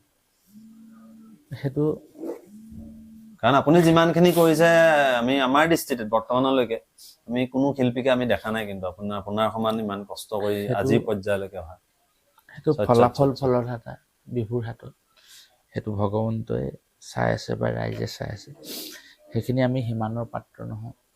কিন্তু মোৰ এটা জীৱনত আপোনাক কি বুলি 1 মাহত 30 দিন, 29 দিনলৈকে নাম গোৱাৰ মোৰ এটা ৰেকৰ্ড আছে। 29 দিন মই নাম গাইছোঁ, 28 দিন নাম গাইছোঁ, দিনে নিশাই ঘূৰি ফুৰিছোঁ। আৰু ঘূৰি ফুৰাৰ অন্তৰালত কিন্তু ভগৱান আৰু ৰাইজ, মোৰ ঘৰখন তাৰ পাছতহে। মোৰ ঘৰখন যদি মানুহজনীৰ অসুখ হ'লহেঁতেন, মোৰ ঘৰখন যদি মাৰ অসুখ হ'লহেঁতেন, মোৰ যদি ঘৰখনত পৰিয়ালৰ যদি কাৰোবাৰ কিবা এটা হ'লহেঁতেন, মই নাম গাবলৈ যাব নোৱাৰিলোহেঁতেন। ভগৱন্তই কিন্তু মোক তেনেকুৱা ব্যাধি নাই দিয়া। আপোনাক ভগৱানৰ কাম কৰি থাকিব কাৰণে মই 1 মাহত 29 দিন মই নাম, সেইকাৰণে মোক পীতাম্বৰদীপ গোস্বামী প্ৰভুৱে মোক কৈছে, তুমি দিনে নিশাই কেনেকে ঘূৰি ফুৰা? মই প্ৰভু, তুমি গোবিন্দই লৈ ফুৰিছে তোমাক দেই। মই প্ৰভু নাজানো, তুমি সদায় গোবিন্দৰ নাম গাই থাকিবা। গতিকে জীৱনৰ আপুনি এনেকুৱা কিছু, আৰু মই জীৱনত পৰা এটা কথাই দেখিলোঁ, আপুনি সদায় কি কৰ্ম কৰিছে সেইটো আচল কথা নহয়, ৰাইজে আপোনাক যদি দৃষ্টি দিছে, ৰাইজৰ কৰ্ম কৰক, ৰাইজক আপুনি সন্তুষ্ট কৰিব পৰাটোহে আপোনাৰ জীৱনৰ আচল সাৰ্থকতা। ৰাইজে যদি আপোনাক ভাল, আপুনি কি কৰিছে সেইটো পাছৰ কথা, ৰাইজে আপোনাক ভাল পাইছে নাই সেইটো সদায় চাব। আপুনি কোৱা কৰ্মটো যদি ৰাইজে যদি আপোনাক সন্মান জনাইছে, ৰাইজে যদি আপোনাক মৰম কৰিছে, ৰাইজে যদি আপোনাক আশীৰ্বাদ কৰিছে, তাতকৈ আৰু আপোনাক একো নালাগে। মই জীৱনটো তেনেকেই ভাবি আছোঁ। আজিলৈকে মই জীৱনত কোনোদিন প্ৰত্যাহ্বানৰ সন্মুখীন নাই হোৱা দেই। ভগৱন্তৰ কৃপা আপোনালোকৰ ৰাইজে লৈ ফুৰিছে। প্ৰতিদিনাখনিয়ে নাম গাই আছোঁ এতিয়ালৈকে। আৰু মই ভগৱন্তক খাটনি কৰোঁ, প্ৰভু তুমি মোক ঐশ্বৰ্য বিভূতি একো দিব নালাগে, মই মৃত্যুৰ দিনাখনলৈকে তুমি মোক নাম গাই ৰাখাছো। মই যিদিনাখনলৈকে জীয়াই থাকিম সেইদিনাখনলৈকে তুমি মোক বোলে কমলা গগৈ আমুকৰ নামঘৰত নাম গাই থাকোঁতে মৰি দে, তাতকৈ আৰু শুভবাৰ্তা মোক নালাগে। মোক সেইটো বৰ ডাঙৰ কথা। এতিয়ালৈকেতো চলি আছোঁ, প্ৰভুৱে তেনেকৈ চলাই থকাটোৱেই মই মানে বিচাৰোঁ আৰু। ককাইদেউ, আপুনি এইখিনিতে আমাৰ প্ৰভু ঈশ্বৰৰ কথা ক'লে, আমাৰ পীতাম্বৰ দেৱ গোস্বামী প্ৰভুৰ কথা ক'লে, তেখেতৰ সৈতে আপোনাৰ বহুতো মধুৰ সম্পৰ্ক। সেই বিষয়ে অকণমান জানিবলৈ মানে মন যায়, আপুনি কেনেকে তেওঁ ইমান সান্নিধ্যলৈ আহিলে, ইমান বেছি ক্ল'জ হ'ল তেখেতৰ? আচলতে ডক্টৰ পীতাম্বৰদীপ গোস্বামী প্ৰভু ঈশ্বৰ এজন সত্ৰাধিকাৰ নহয়, তেখেত এজন প্ৰেমিক। মানুহক ভাল পোৱা এজন তেওঁ প্ৰেমিক। প্ৰভু ঈশ্বৰে সকলোকে ভাল পায়। ডক্টৰ পীতাম্বৰদেৱ গোস্বামী প্ৰভু ঈশ্বৰক মই খন্তেক সময়ৰ কাৰণে সত্ৰাধিকাৰ বুলি ভাবোঁ। কোনোবা এটা সময়ত মই তেওঁক গৱেষক হিচাপে ভাবোঁ, কোনোবা এটা সময়ত তেওঁক মই অধ্যাপক হিচাপে ভাবোঁ, কোনোবা এটা সময়ত তেওঁক মই দাৰ্শনিক হিচাপে ভাবোঁ, মানে বিভিন্ন ধৰণৰ মই গুৰু হিচাপে ভাবোঁ, সেইটো বেলেগ কথা। কিন্তু প্ৰভু ঈশ্বৰৰ সকলো গুণৰে অধিকাৰী সাম্প্ৰতিক সময়ত ডক্টৰ পীতাম্বৰদেৱ গোস্বামীৰ দৰে এজন বৰেণ্য ব্যক্তি। অকল পীতাম্বৰদেৱ গোস্বামী বুলিয়ে নহয়, এতিয়া আপুনি আমি এনেকুৱা কিছুমান ব্যক্তিৰ সান্নিধ্য লাভ কৰিছোঁ। উদাহৰণস্বৰূপে দক্ষিণপতি সত্ৰাধিকাৰ তেখেতেও মানুহক বহুত দিবলৈ বিচাৰে, বহুত দিও, আৰু এইবিলাকে কি দিয়ে বুলি আমাক জীয়াই থকাৰ প্ৰেৰণা। আৰু আপুনি চাওক, মই এখন গ্ৰাম্য সমাজৰ পৰা যোৱা মানুহ, পিছপৰা সমাজৰ পৰা যোৱা মানুহ, ভিতৰুৱা সমাজৰ পৰা যোৱা মানুহ, আহোম জনগোষ্ঠীৰ পৰা যোৱা মানুহ, এই গোটেইকেইখন দেওনা পাৰ কৰি মই এনেকুৱা এখন সমাজৰ জপনা পাৰ কৰি তেখেতসকলৰ ওচৰত মই আশ্ৰয় পোৱাটোৱে মোৰ জীৱনৰ কীৰ্তিস্তম্ভ নহয়নে? আৰু আউনীতি সত্ৰাধিকাৰ প্ৰভু ঈশ্বৰৰ লগত আপুনি দেখিব, মই আপোনাক পাছত বহলাই ক'ম, বিভিন্ন স্থানত মই তেখেতৰ লগত গৈছোঁ, তেখেতৰ পৰা বহুত শিকিছোঁ। কথা কেনেকে ক'ব লাগে, কথা কেনেকে কয়, মানুহক মানুহে কেনে ব্যৱহাৰ কৰিব লাগে, মানুহে কিতাপ কেনেকে পঢ়িব লাগে, মানুহে বক্তৃতা কেনেকৈ দিব লাগে, মানুহে অধ্যয়ন কৰি আনক কেনেকৈ অধ্যয়নৰ বিষয়ে ক'ব লাগে, আপুনি শিকি শেষ কৰিব নোৱাৰে। আউনীতি সত্ৰাধিকাৰ প্ৰভু ঈশ্বৰ হৈছে জ্ঞানৰ ভাণ্ডাৰ। আৰু এজন ব্যক্তি আমাৰ মাজৰ পৰা শেহতীয়াভাৱে আঁতৰি যোৱা ঈশ্বৰ পুত্ৰ জুবিন গাৰ্গ, তেখেতৰ সৈতে আপোনাৰ একদম আত্মিক সম্পৰ্ক আছিলে, তাৰ বিষয়ে অকণমান কওক। তেওঁৰ সৈতে কেনেকে চিনাকি হৈছিলে আৰু জুবিন দা হৈছে এটা বেলেগ সত্তা। জুবিন দাই কাকো কেয়াৰ নকৰে, ভয় নকৰে। জুবিন দা খুব ঈশ্বৰ চিন্তাহীন। মানুহে কৈছে জুবিন গাৰ্গে ঈশ্বৰক চিনি নাপায়, কিন্তু তেওঁ বাহুতেই দেখোন আমাৰ শিৱ তাতো বনাই থোৱা আছে। সেইখিনি নাজানো মই, কোনোবাই কৈছে কিবা কিবি। যেতিয়া জুবিন গাৰ্গ ৰচনী মই যাওঁ, মোক তামোলী চিগাৰ ল'ৰা কমলা আহিছে বুলি জুবিন গাৰ্গে মোক আদৰি লয়। তই ভকতীয়া নামহে আনিছ দে, কি নাম আনিছ চাওঁ, এইটো আজি গাম দেই। সেই গীতটোত খুব গুৰুত্ব দিয়ে। যদি তেখেতৰ হৃদয়ত ভক্তি নাথাকিলেহেঁতেন, সেই গীতটো তেখেতে গুৰুত্ব নিদিলেহেঁতেন। আৰু তেখেতক মই ধুতি পিন্ধাই আউনীতি সত্ৰলৈ আনিছো। সেই অভিজ্ঞতাটো কওকচোন আপোনাৰ। আউনীতি সত্ৰ 2010 চনত নাম সমাৰোহ পাতিছে। মই নাম সমাৰোহ আৰম্ভ হ'ল, সত্ৰাধিকাৰ প্ৰভুক মই ক'লো যে জুবিন গাৰ্গক আনিব লাগে। প্ৰভু ঈশ্বৰে মোক ক'লে যে জুবিন গাৰ্গক সত্ৰলৈ আনিবলৈ হ'লে মানুহে সমালোচনা কৰিব, কাৰণ জুবিন গাৰ্গে তুমি ৰাইজক সুধি ল'বা। আলোচনা হ'ল, সাধাৰণ মিটিং হ'ল, সকলোৱে আলোচনা কৰে জুবিন গাৰ্গ টাৱাৰত উঠিব, আমুক হ'ব তামুক হ'ব। প্ৰভু ঈশ্বৰে ক'লে সেইটো জয়ন্তক সুধি লওক। জয়ন্ত মানে মোৰ অন্য জয়ন্তক, সেইটো জয়ন্তক কওক, তেওঁ যদি ৰিস্ক ল'ব পাৰে, তেওঁ যদি ভাবিছে তেখেতলোকৰ গীতিকাৰ এজন যদি জুবিন গাৰ্গৰ দৰে ব্যক্তি এজন যদি আহে, সঁচাকেই ভাল হ'ব। সেইটো তেখেতে ৰিস্ক ল'ব লাগিব, নহ'লে জয়ন্তৰ আইনগত হিচাপে দায়ী হ'ব। মোক ক'লে, প্ৰভুৱে মোক, মই ক'লো যে প্ৰভু এবাৰ চেষ্টা কৰিছোঁ। প্ৰভুৱে মোক ক'লে ৰাইজে ইমান হেৰি কৰিছে, তুমি পাৰিবা নোৱাৰিবা। জুবিন গাৰ্গে যদি ইয়ালৈ আহে, জুবিন গাৰ্গ আহিব নে নাহে? যদিহে জুবিন গাৰ্গ আউনীতি সত্ৰলৈ আহে, গতিকে তুমি সমস্তখিনি তেখেতক সেৱা শুশ্ৰূষা কৰা দায়িত্ব তোমাৰ। তুমি ইয়াত অনুষ্ঠান এটা কৰি তুমি তেখেতক ৰাইজৰ আগত দেখুৱাবা। মোৰ প্ৰভু আপুনি আশীৰ্বাদ কৰিব। প্ৰভুৱে ক'লে হ'ব। ৰাইজেও মোক ধুনীয়াকৈ, তেতিয়া মই যেতিয়া ক'লো যে আপোনালোকে একো চিন্তা নকৰক, জুবিন দা এজন সহজ সৰল ব্যক্তি। জুবিন দাক মানুহে বেলেগ ধৰণে ভাবি লৈছে। আজিলৈকে ধৰ্মীয় অনুষ্ঠানত নাম গাবলৈ কেইজন ব্যক্তিয়ে জুবিন গাৰ্গক মাতিলে? কোনো নাই মতা। কোনোতো নাই মতা। আমিহে জুবিন গাৰ্গক সমালোচনা কৰিছো, টাৱাৰত উঠিছে। তেতিয়া সেই কথাটোকে যেতিয়া ডক্টৰ পীতাম্বৰদেৱ গোস্বামী প্ৰভুৱে ক'লে সেইটো শুদ্ধ কথা, এইটো বিজ্ঞানসন্মত কথা। আমি অনুষ্ঠানলৈ মাতিছো তেখেতক আনিবা।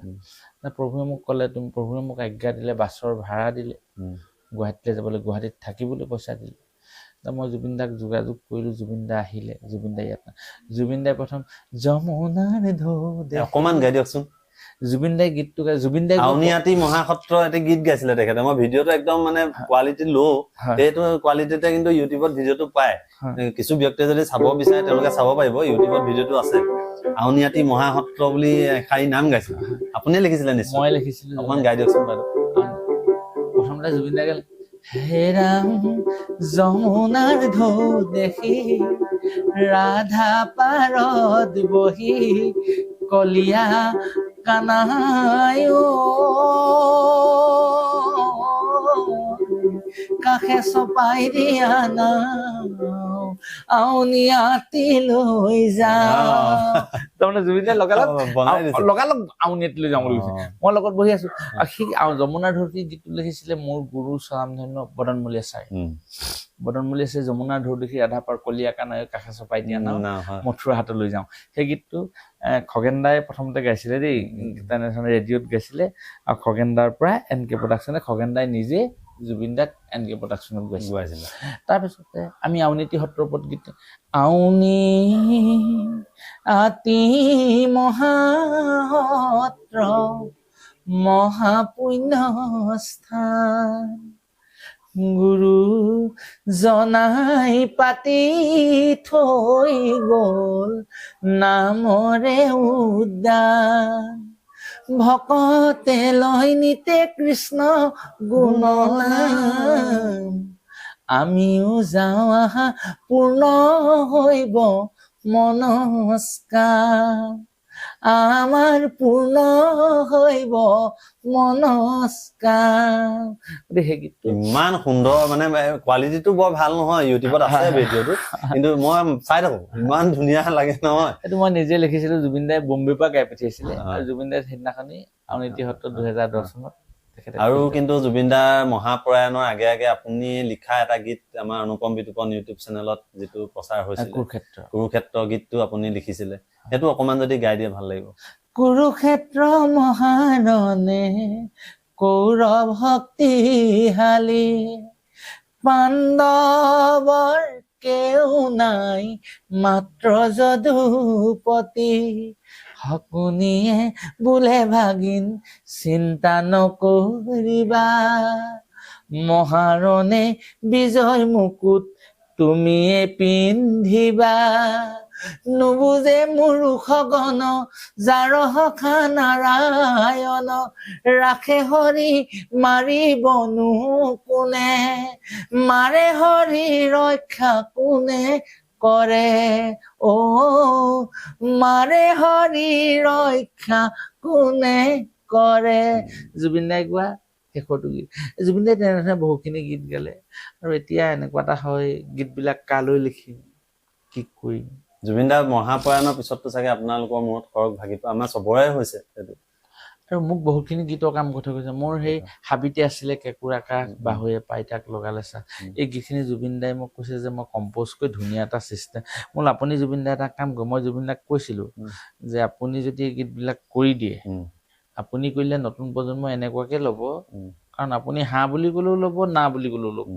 গতিকে মই চাম এইখিনি বৰ ধুনীয়া কি ধুনীয়াকে আমি অহা বছৰকে বহিম দেই ধুনীয়াকে একদম জুবিন দাই সেইখিনি বহু বস্তু থাকে কথা পাতি থতে থাকিব কথা পাতি থাকে ককাইদেউ এতিয়া অকণমান বেলেগ কথা এটালৈ আহিছোঁ মই কেতিয়াবা তাৰমানে আপোনাৰ ভিডিঅ'বিলাক চাওঁতো ইউটিউবতে হওক বা ফেচবুকতে হওক বিভিন্ন ধৰণৰ কমেণ্ট আহে তাত মানে কিছুমান ব্যক্তিয়ে ধনাত্মক কমেণ্টৰ সংখ্যাই বেছি তাৰ মাজত ঋণাত্মক কমেণ্ট কিছুমানো থাকে দেই বিশেষকৈ কীবৰ্ডখনৰ ব্যৱহাৰক লৈ পেলাই প্ৰশ্ন সোধে যে দিহানামত এই কীবৰ্ডখনৰ ব্যৱহাৰ কৰাটো কিমান যুক্তিপূৰ্ণ যুক্তিসংগত আপুনি এই বিষয়ে এতিয়া আপুনি ক্লিয়াৰিফিকেশ্যনটো যদি দিয়ে ভাল হয় আচলতে যেতিয়া দিহানাম গাই ফুৰিছিলোঁ ঘৰে ঘৰে এতিয়াও গাই ফুৰোঁ তেনেকে দিহানাম গোৱা আমাৰ মানুহসকলক এটা সময়ত দিহানামৰ একদম সন্ত্ৰাসময় যুগ দিহানাম শেষ হৈ যোৱা পৰ্যায় দিহানাম মানুহে নাগায় দিহানাম গোৱা মানুহ ফটুৱা মানুহ দিহানাম গোৱা মানুহ হাবিতলীয়া মানুহ দিহানাম দিহানাম গায় টোকাৰি বজালে লাও টোকাৰি এনেকুৱাখিনি বিভিন্ন ধৰণৰ চৰ্চা হয় মোৰ লগৰ কিছুমান ব্যক্তিয়ে মোক তেতিয়া টিটকাৰি মানে সেই সময়তে মোৰ লিখাৰ এটা অভ্যাস আছিলে কাৰণে গীত মাতবিলাক দেখিবলৈ সুবিধা পাইছিলোঁ কেছেটত গীত মাতবিলাক লিখাৰ এটা সুবিধা পাই কম্প'জ কৰিবলৈ গৈছিলোঁ তেতিয়া সভ্য কেছেটবিলাকত দেখিলে জুবিন গাৰ্গ অসমৰ এটা ভোটা তৰা জুবিন গাৰ্গে কমলা গগৈয়ে লিখা গীত গাব হোমনাথ বৰা প্ৰডাকশ্যনত প্ৰসেন বৰাই বজাব আমুকে কৰিব তামুকে কৰিব হাজাৰ হাজাৰ কেছেট বিক্ৰী হৈছে জুবিন গাৰ্গ বুলি ক'লে মানুহে চিচাৰত ভৰি দিব আৰু কমলা গগৈ নাম গাবলৈ আহিলে মানুহে টিটকাৰি মাৰিব খিচলিঙালি কৰিব একেটা মানুহে একেটা নামকে কাম একেটা কি হ'ব নামকে, যে কেনেবাকে গঠনমূলক হিচাপে নামবিলাক কৰিব পাৰি নেকি আমি নাম কেনেকে গাম এতিয়া নাম গাবলৈ হ'লে দিহানাম গাবলৈ হ'লেতো আমি তেনেকুৱা ধৰণৰ ইলেক্ট্ৰনিক ব্যৱস্থা নাই এদিন এটা মাইক পালো আমাৰ ৰঞ্জিত হাজৰিকা মোৰ এজন বন্ধু মই কেতিয়াবা লগত গৰি থাকো সিয়ে প্ৰথম মোক মাইক চিষ্টেমটো দিছে মই কিবোৰ্ড বজোৱা চিষ্টেম এটা কৰিলো কিবোৰ্ডখন এনেকে আনিব পৰা হ'ব নি মই বুবুদাৰ লগত কথা পাতিলো বুবুদাৰ ওচৰত ল'ৰা দুটা শিকালো এতিয়া সঞ্জয় এটা আহি আছে নেকি সি সঞ্জয়ে প্ৰথম কিবোৰ্ডখন আনিলে এই কিবোৰ্ডখন আনি পানি কিবোৰ্ডখনৰ টিউনটো ক্লাছিক টিউনটো ল'বলৈ যেন আমি যিবিলাক গীত আমি ষ্টুডিঅ'ত যিবিলাক কৰোঁ সেইটো ফিল্ডলৈ কেনেবাকৈ আনিব যেতিয়া আনিবলৈ ধৰিলো অনাৰ লগে লগে কিবোৰ্ডখন অহাৰ লগে লগে বাঁহীটো আহি গ'ল আহি লগে লগে ক্লাছিক মানে কি কয় আপুনি স্বৰবিলাক ধৰি ৰখাৰ লগে নতুন প্ৰজন্ম আহি গ'ল এতিয়া দিহানামত কিবোৰ্ডখন মানে অত্যন্ত জৰুৰী নহয় সেইটো কমলা গগৈ এতিয়াও স্বীকাৰ কৰিব আৰু কমলা গগৈ সেইটো দাম্ভিক কৰিও কিবোৰ্ডখন দিহানামত সোমোৱা নাই নতুন প্ৰজন্ম দিহানামৰ প্ৰতি আকৰ্ষিত হওক সেইকাৰণেহে মই কিবোৰ্ডখনৰ আশ্ৰয় গ্ৰহণ কৰি কিবোৰ্ডখন যাতে ঐতিহ্য পৰম্পৰা ৰক্ষা হয় যাতে ইয়াত কোনো ধৰণৰ বিঘিনি নঘটে যাতে তাত দৃষ্টি ৰখা হৈছে আৰু এইটো নহয় যে কমলা গগৈ কিবোৰ্ড বজিবই লাগিব কিবোৰ্ড নহলে গাব নোৱাৰিব এইটো নহয় কালি পৰহি কমলা গগৈ আপোনালোকৰ ঘৰত হাত চাপৰি বজাই নাম মই এইখিনিতে কওঁ কমলা ককাইদেউ আপুনি বহু ব্যক্তিয়ে বহু ধৰণে ভাবে আপুনি অনুষ্ঠান কৰিবলৈ হয়তো বহু মাননি লয় বুলিও ভাবিব পাৰে গান এটা লিখাৰ বাবতো বহু বেছি পইচা আপুনি হয়তো ল'ব পাৰে বুলি ভাবিব পাৰে মই এইখিনিতে কওঁ কমলা ককাইদেউ একদম খোলা অন্তৰ এজন ব্যক্তি সেইদিনাখনি মাত্ৰ মই কৈছিলো যে ককাইদেউ আজি আমাৰ গাঁৱত বৰসভা ভাওনা মই সপোনতো ভবা নাই যে ককাইদেউ গৈ ওলাবগৈ ককাইদেউ গৈ আমাৰ অনুষ্ঠানৰ নামঘৰত তেখেতে মানে আমাৰ পদদোলা দি আমাক গোটেই গাঁৱৰ ৰাইজক আচৰিত কৰি তুলিলে আমাক এষাৰি নাম তেওঁ পৰিৱেশন কৰি আমাক কৃতাৰ্থ কৰিলে জীৱনত এইটো সকলোৰে মনত থাকি যাব ককাইদেউ মোৰ ৰাজহুৱাকে পুনৰবাৰ আপোনাক ধন্যবাদ সেইটো মোৰ লক্ষ্য আছে কাৰণ মই নাম গোৱা মানুহ নাম গাবই লাগিব আপুনি কি দিছে পাছৰ কথা কি দিয়াটো আপোনাৰ দায়িত্বহে হয় মোৰ নাম গোৱাটো মোৰ দায়িত্ব মই ভগৱানৰ যিখন চিতা বহী সেই চিতা বহীখনত কমলা গগৈ কিমান দিন নাম গাইছে মই তাত এবচেণ্ট হৈছো নেকি মই সেইটো সদায় লক্ষ্য কৰো আৰু সেইটো থাকিল আৰু ভগৱন্তে মোক তেনেধৰণেই চলাই আছে সেইটো নহয় মোক কেতিয়াবা কোনোবা মানুহে সোধে আপুনি নাম গাবলৈ গ'লে কিমান পইচা লয় আপোনালোকৰ ঘৰত 4জন মানুহে চাকৰি কৰে 4জন মানুহে 50 জেগাই পালো 1 লাখ টকা 2 লাখ টকা 50 আপোনালোকৰ ইমান পইচা আছে আপোনালোকে আমাক দিয়ক আকৌ নাম গাবলৈ আহিছে কিবা এটা দিয়ক আমাক আমি আপোনালোকক নলওঁ বুলি নকওঁ নহয় আপোনালোকৰ ঘৰত কাম কৰা ল'ৰাজনেও মানুহজনেওতো মোক নাম গাবলৈ মাতিছে সেইজনৰ ঘৰততো একো নাই সেইজনৰ ঘৰত কি মই নাম গাবলৈ যাব নালাগিব নেকি সেইজনৰ ঘৰত নাম গাবলৈ যাওঁতে মই নিজৰ গাঁঠি 50 টকা খৰচ কৰি যোৱাটোহে কমলা গগৈৰ নৈতিক দায়িত্ব আৰু সেইটোৱেই মোৰ জীৱনৰ প্ৰথম ব্ৰত আপুনি মই আপোনাৰ পৰা কোনোবাই সুধিব পাৰে আৰু তাৰ মাজতো যদি কোনোবাই যদি কমলা গগৈ ধেৰ পইচা পাই নিদো পইচা থাকিলে নিদিব কিন্তু নাপায় আকৌ সেইটো ঈশ্বৰে দেখি আছে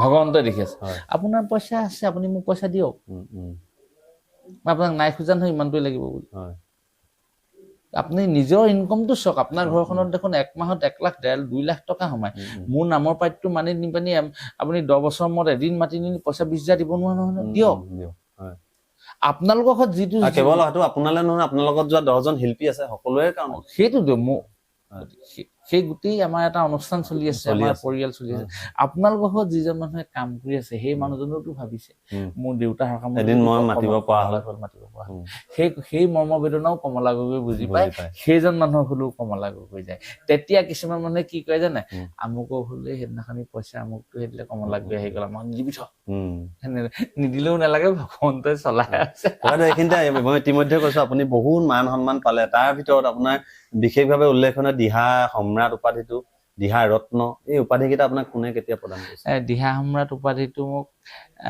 সদৌ অসম ভিত্তিক ভাওনা প্ৰতিযোগিতা শ্ৰীপ্ৰিয়াই মোক দিহা সম্ৰাট প্ৰদান কৰিছিলে আৰু দিহা ৰত্ন আউনীতি সত্ৰাধিকাৰ প্ৰদান কৰিছে আৰু কি কি আৰু দিহা আপোনালোকে মোক দিহা সাগৰ উপাধি প্ৰদান কৰিছিলে ডক্টৰ নগেন শইকীয়া চাই সেইটো আমি গম নাপাওঁ হয় নি সেইটো শইকীয়া চাই ষ্টেটমেণ্ট এটা দিছে পেপাৰত আপোনালোকে নাপালে পঠাম বাৰু কেতিয়াবা ডক্টৰ নগেন শইকীয়া চাই মোক দিহা সাগৰ দিছে আৰু বিশ্বজিৎ দৈমাৰী ছাৰৰ জৰিয়তে মোক সন অফ দা চইল দিয়াইছে তেতিয়া তেওঁ যেতিয়া স্পীকাৰ হৈ আছিলে গতিকে এনেধৰণে মানে দিছে কি বুলি ক'ম আপুনি নিজে হয়, হয়, চালে হয়। গম পাব আৰু আৰু লগতে এতিয়া আপোনাক কিন্তু প্ৰতিযোগিতাৰ ক্ষেত্ৰত কেতিয়াও আপোনাক দেখা নাপাওঁ বিচাৰকৰ আসনতে হওক বা কোনো ধৰণৰ প্ৰতিযোগিতাৰ সৈতে আপোনাক জড়িত নেদেখোঁ কিয় বাৰু নহয় আচলতে মই প্ৰতিযোগিতাৰ পৰা আঁতৰি আহিলোঁ এইটো কাৰণে প্ৰতিযোগিতাত বহুত বিতৰ্ক হয় আৰু মই বিতৰ্ক থকা মই মানে মোৰ মাক খুব ভাল পাওঁ নহয় মোৰ কথা হ'ল কি প্ৰহ্লাদ বৰা আমাৰ ঘৰলৈ আহিছে মা ভালনে কমলাগুৰি মাক বৰ ভালো সেই বুলি ক'লে মই খুব ভাল পাওঁ কমলাগুৰি মাক আমুকটোহে যেতিয়া মোৰ মাৰ ওপৰত আপুনি বেয়াকৈ ক'ব মই তেতিয়া অন্তৰত খুব দুখ পাওঁ যেতিয়া মই দিহানামৰ প্ৰতিযোগিতাৰ পৰা আঁতৰি থাকিম তেতিয়া আপোনালোকে মোক সেই দিহানামৰ প্ৰতিযোগিতাত যেতিয়া থাকিম দিহানামক ভালে বেয়া আপুনি গালি পাৰিব সেইকাৰণে মই সেইখন পৰা আঁতৰি আহিলোঁ দিহানাম মোৰ মাৰ নিচিনা দিহানাম মোৰ দেউতাৰ নিচিনা আৰু মই বিতৰ্কৰ পৰা খুব উদ্ধত মই বিতৰ্ক একেবাৰে অসুবিধা আৰু মোৰ উদ্দেশ্য সেইটো নাছিলে মই প্ৰাণ ভৰি দিহানাম চৰকাৰী চাকৰি এৰি থৈ দিহানাম গাইছো ঘৰত কেঁচুৱা ল'ৰা জন্ম হৈছে ঘৰ আহি পাইছো দিহানাম গাইছো অন্তঃসত্ত্বা মহিলা ৰাতিপুৱালৈ ল'ৰা জন্ম হ'ব তেনেকুৱা মাইকী মৰিলে মৰিব মাইকী মই নাম গাবলৈ নাপাম মই নাম গাবলৈ গৈছো এই যিটো ত্যাগ এই যিটো প্ৰেম সেই প্ৰেমটো থকা অনুষ্ঠান এটা মই দিহানাম কেতিয়াও এৰি আৰু সেইকাৰণে মই বহুত কথা চিন্তা কৰি চালো মই যে দিহানামৰ যদি মই প্ৰতিযোগিতাত থাকো মানুহে মোক বহুত বিতৰ্কলৈ লৈ গুচি যাব আৰু পোৱা মানুহবিলাকে ভাল পাব নোপোৱা মানুহবিলাকে বেয়া পাব গতিকে মই ইয়াত নথকাই ভাল মই সেইকাৰণে আঁতৰি গুচি আহিলোঁ আৰু এটা কথা মোৰ জানিব ইচ্ছা যায় আৰু বহু দৰ্শকৰ আমাৰ জানিবলৈ মন থাকিব এইটো আচলতে আমাৰ দুবিধাত পৰো কেতিয়াবা দিহানাম আৰু লগতে টোকাৰী গীত মাজৰ পাৰ্থক্যখিনি কোনখিনিত পাৰ্থক্য এই কথাটো অকমান যদি বুজাই দিয়া দিহানামৰ বৈশিষ্ট্যসমূহৰ বিষয়ে যদি অকমান কৈ সেইখিনি মই পাছত পাতিম আপোনাৰ লগত আজি ইমান কমতে নহয় সেইখিনি অকমান থুলমূলকে যদি তাৰমানে প্ৰথম কথাটো হ'ল আমি যিখিনি নাম এতিয়া দিহানাম হিচাপে গাইছো দিহানাম টোকাৰী গীত আৰু দেৱচাৰ গীত একেটা মুদ্ৰাৰ ইপিঠি একেটা কিন্তু প্ৰতিটোৰে এটা নিৰ্দিষ্ট বৈশিষ্ট্য আছে কিন্তু 1980 চনৰ আগে আগে দিহানামে এটা নিৰ্দিষ্ট মৰ্যাদা গ্ৰহণ কৰিলে মানে 1973 চনত দিহানাম টোকাৰী গীতে আকাশবাণী ডিব্ৰুগড় ৰেডিঅ' চেণ্টাৰত মৰ্যাদা লাভ কৰিলে আমাৰ ডিম্বেশ্বৰ লাহন ছাৰ কলামণি সন্দিকৈ ছাৰ আৰু বিহুৰাম তামুলী ছাৰ জীৱকান্ত ফুকন ছাৰ উমাকান্ত বৈৰাগী ডাঙৰীয়াই দিহানাম টোকাৰী গীত ৰেডিঅ'ত নিয়মীয়াকৈ চৈতন্য কঢ়িয়ালে তাৰ পাছতে 1980 চনত আমাৰ সোমনাথ বৰা ছাৰ বদন মলীয়া ছাৰ গোটেইখিনি মানুহে লগ লাগি দিহানাম টোকাৰী গীতৰ এটা নতুন সংযোজন সৃষ্টি কৰিলে দিহানাম টোকাৰী গীতৰ শ্ৰব্য কেছেট বৈজয়ন্তীমালা বা ৰামকৃষ্ণ বা সখা ভগৱান দিহানাম টোকাৰী গীতৰ এই সখা ভগৱান বা ৰামকৃষ্ণ বুলি শ্ৰব্য কেছেটটো যেতিয়া ওলাই আহিলে তাত দিহানামৰ সুৰ টোকাৰী গীতৰ সুৰ নেগেৰা নাম নহয় দেই দিহানামৰ সুৰ টোকাৰী গীতৰ সুৰ দেৱবিচা নামৰ সুৰ একাকাৰ হৈ এটা নতুন সংস্কৰণ হ'ল আৰু সেই সংস্কৰণটোৱে বৰ্তমান আমাৰ সমাজত চলি আছে আৰু সেইটোৱে জনপ্ৰিয় হৈ গ'ল আৰু আপুনি সংস্কৃতি বুৱতী নহয় সংস্কৃতিৰ লগত আমি যাবই লাগিব সালসলনি হৈ আহি আছে গতিকে তেনেধৰণে আহি এই পৰ্যায় পালেহি আৰু এই পৰ্যায়ত আহি দিহানামটো এনেধৰণে এটা সেই গোটেই সংমিশ্ৰণটোকে এতিয়া টোকাৰী গীত মানে কি পোনপটীয়াকৈ ক'বলৈ গ'লে টোকাৰী গীত হৈছে ভগৱন্তৰ অমৃত এতিয়া মই যদি টোকাৰী গীত এটা গাওঁ আপুনি যদি মোক টোকাৰী গীত এটা গাবলৈ কয়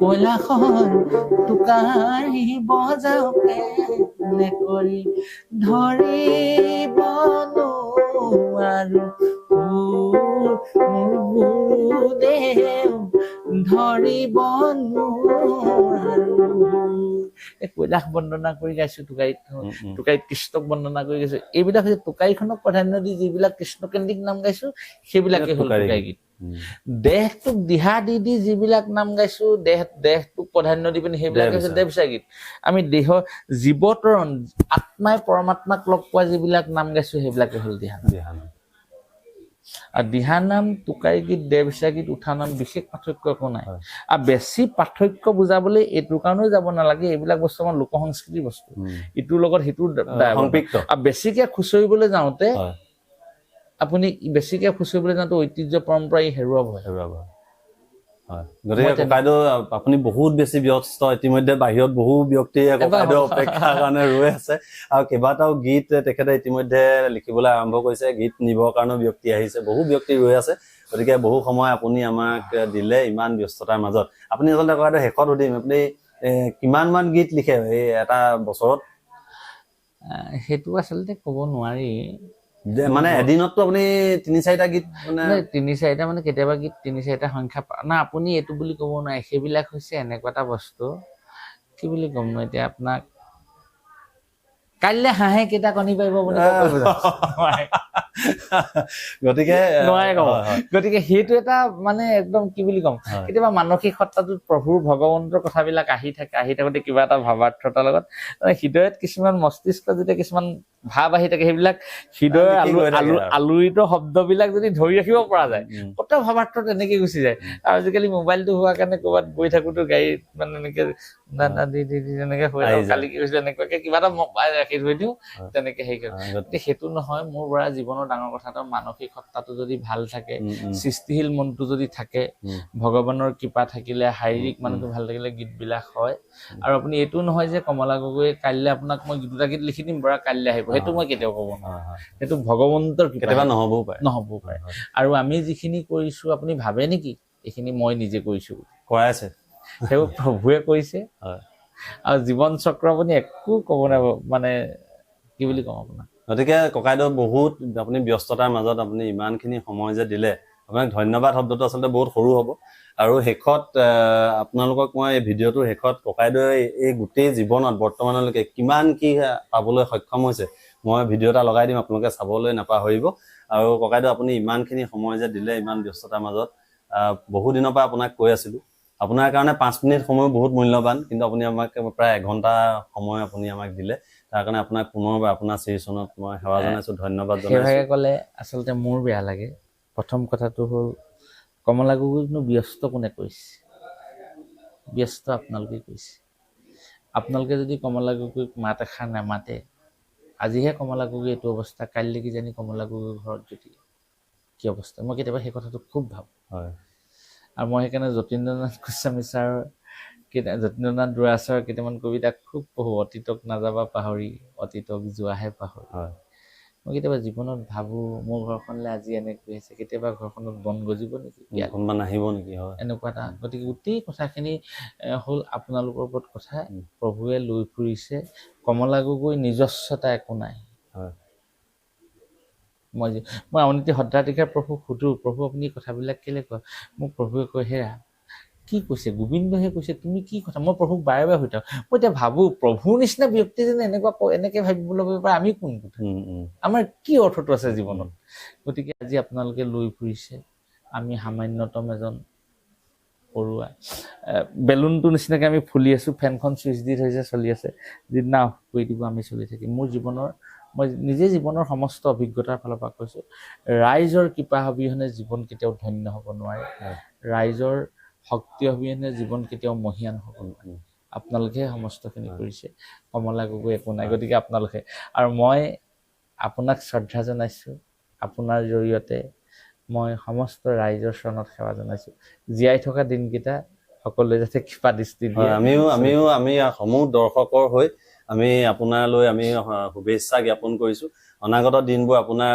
সুন্দৰ হওক ধুনীয়া হওক এই দিহা নামৰ সাগৰখনত আপুনি সাঁতুৰি থাকক দিহা নামৰ সাগৰ আপোনাক ইতিমধ্যে মানে অজ্ঞানকে আছে এতিয়া এটা উপাধি দি থৈ গৈছে গতিকে এই সাগৰখন কেতিয়াও শুকাই নাযাওক আৰু এই সাগৰখনত আপুনি নতুন নতুন নাবিক আহি থাকক বিভিন্ন নতুন প্ৰজন্মক আপুনি উৎসাহিত কৰি যাওক আপোনাৰ যি আধ্যাত্মিক শিল্পী সমাজ আছে সদৌ অসম আধ্যাত্মিক শিল্পী সমাজৰ জৰিয়তে এই দিহা নামৰ প্ৰসাৰ আপুনি অসমতেই নালাগে ভাৰতবৰ্ষৰ বিশ্বৰ বুকুত আপুনি বোৱাই যাওক তাকে আমি কামনা কৰিছোঁ আৰু ইমানখিনি সময় দিয়াৰ কাৰণে পুনৰবাৰ আপোনাক ধন্যবাদ জনাইছোঁ আৰু আমাৰ অনুষ্ঠানটো ইমানতে আমি সামৰণি মাৰিব বিচাৰিছোঁ গতিকে দৰ্শকসকল আজি নিশ্চয় আমাৰ এই ব্যতিক্ৰমী এই চিনাকি অনুষ্ঠানটি যে আছে চাই আপোনালোকে নিশ্চয় ভাল পালে কেনে পালে জনাবলৈ নাপাহৰিব লগতে আমাৰ কমলা ককাইদেউক আপোনালোক সকলোৱে আশীৰ্বাদ কৰিব তেখেতে যেন নতুন নতুন সুৰে নতুন নতুন দিহা নামে আমাৰ সকলোকে আপ্লুত কৰি থাকিব পাৰে ইতিমধ্যে আমি এটা নাম আমাৰ চেনেলত আমি কৰিছিলোঁ যোৱা বছৰ কলৈ গ'ল বৃন্দাবন বুলি আমাৰ শংকৰ বৰাই যিটো কণ্ঠ নিগৰাইছিলে এই বছৰো আমি আশা ৰাখিছো ককাইদেউ যদি সহায় কৰে মন মেলে নিশ্চয় হৈ উঠিব ভগৱন্তে গতিকে আপোনালোকে আশীৰ্বাদ কৰিব আৰু ইমানতে আজি অনুষ্ঠানটি আমি সামৰণি মাৰিছো ধন্যবাদ সকলোকে আমিও সেৱা জনাইছোঁ বাৰে বাৰে বৰাই মোক কৈ আছে বহুমূলীয়া সময় দিছোঁ বুলি তেখেতেও যে ইমান দূৰ কষ্ট কৰি আমাৰ গৃহত আহি পদধূলি সেইটো জানো আমাৰ জীৱন কৃতাৰ্থ নহয় তাল এপাত নাবাজে কেতিয়াও দুপাত হ'লেহে প্ৰকৃতি পুৰুষ হৈবা একমতি তেভে সিজিব কৃষ্ণ ভৱতি আপুনি যে কমলা গগৈ মৰ্যাদা বুজি পাই যে এই স্থান পালেহি মোৰ জীৱন ধন্য হৈছে গতিকে আজি অনুষ্ঠানটো ইমানতে সামৰণি মাৰিছো অহা খণ্ডত পুনৰ এবাৰ আন এজন শিল্পীক আপোনালোকৰ সৈতে চিনাকি কৰি দিয়াৰ প্ৰতিশ্ৰুতি দিলো তেতিয়ালৈকে চাই থাকিব PMB মিক্স ধন্যবাদ